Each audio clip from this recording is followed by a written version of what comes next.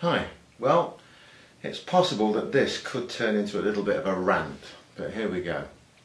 This is aimed at those people who just don't get it. Now, if you get it, pass this on to those people who don't get it.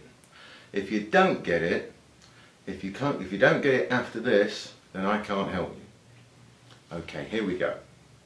So many times, people have said things like, when we're teaching power generation, and they see an instructional clip, they go, yeah, but your opponent isn't going to be standing there holding a pad. Or if we're teaching a particular nuance of a technique, yeah, but your opponent's going to be fighting back like crazy. Duh, of course they are. If you don't know the difference between instruction and sparring, rolling, or a real fight, then I really can't help you. It's called instruction for a reason. We are instructing.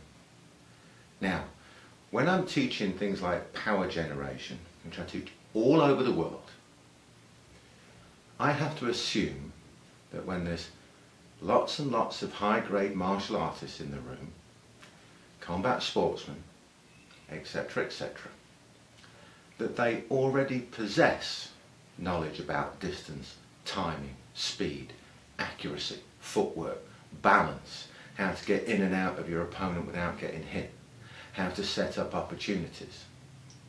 That is assumed knowledge. What I then teach is how to generate the maximum amount of impact, which you then take that knowledge and add it to your current level of knowledge. It's exactly the same when teaching the nuances of a technique. You learn slowly, gently, so you can understand exactly how and why that technique is put together. You should already know about how to control your opponent. You should already know the various positions. You should already know how to get to that arm lock, whichever it may be. You should already know how to apply it. What I'm teaching you is the extras, those additional bits of information that will make that lock much more effective and much easier to put on. But I'm assuming that you already know how to get there. I'm assuming that you already know how to do the lock to various levels, whichever level you're at. When it comes to striking, I'm assuming that you already know how to utilize the strikes that you've got in your arsenal. I'm assuming that you're already sparring, you've already had fights, you already know how to move, how to defend yourself, you already know about balance, timing and all those other things. What I'm teaching you are those extra bits to make it much more effective, much more powerful, much easier to apply. And if you don't get that, then I can't help you. And if you do get it, please pass this information on to those that you think do not get it. Again, we hear the same old thing of when you're demonstrating, teaching certain points. People say things like, but your opponent isn't just going to stand there and let you do it. Well, of course they're not. Duh. For the last time, this is instruction. This is teaching you how and why things work. Again, I'm assuming that you already know how to get there. I'm assuming that you already know how to apply what I'm teaching you. What I am then teaching you is how to make that technique much, much more efficient and much, much more effective. Then I hear things like, yeah, but pressure points won't work in a fight. Well, if you take them in isolation, no, they won't. Like anything in isolation, it won't work in a fight. Recently I saw a clip on YouTube of Joe Rogan teaching a spinning back kick. Great instruction. It's an instructional clip. At no point did he explain how and why and when and where that would be applied. That was assumed knowledge. And it's exactly the same with what we're teaching you. We assume that you already know certain aspects, you already know enough to be able to then apply this information. That's the huge difference between instructing and demonstration of how to apply. There's a big difference. Now anybody who knows me, who's trained with me, knows that I can box a fair bit, not too bad.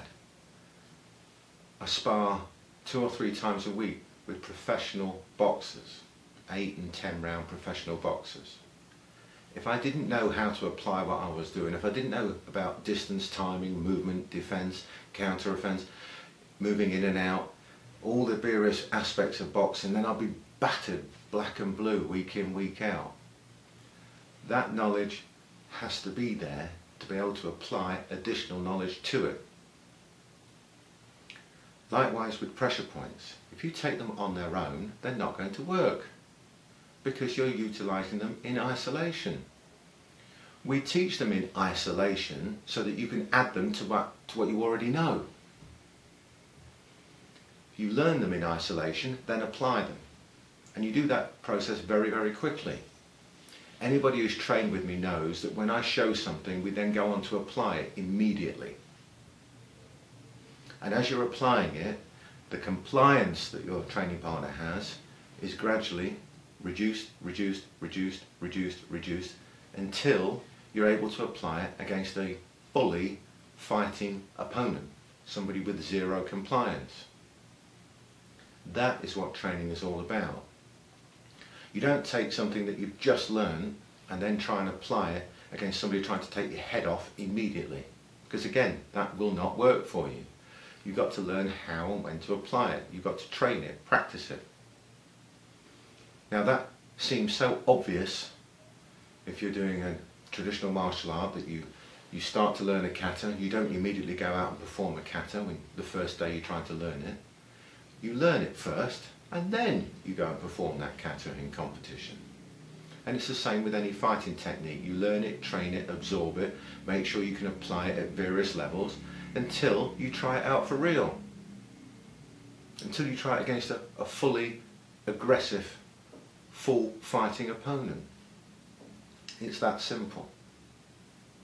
Now again, I'm going to stress, what we teach is something that you add to what you already know.